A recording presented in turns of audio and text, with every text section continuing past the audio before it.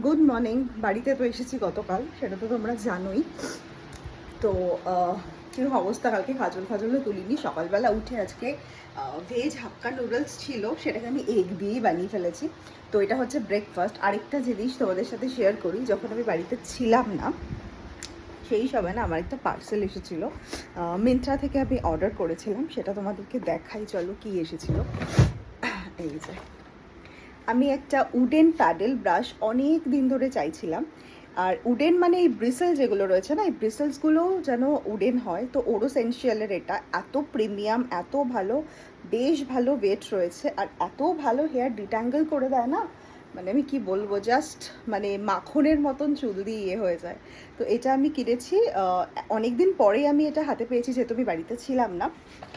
তো এই হচ্ছে এখনকার আপডেট। ধুরন্ধর তো দেখা হয়ে গেছে, ভাবছিলাম ধুরন্ধর আরেকবার যাব, বাট সেরকম পছন্দের মতন শো পেলাম না, মানে সিট শো এগুলো পেলাম না বলে আর যেতে পারলাম না। তো চলো আগে ব্রেকফাস্ট করে নিই, তারপর কি করছি না করছি সেটা জানাচ্ছি।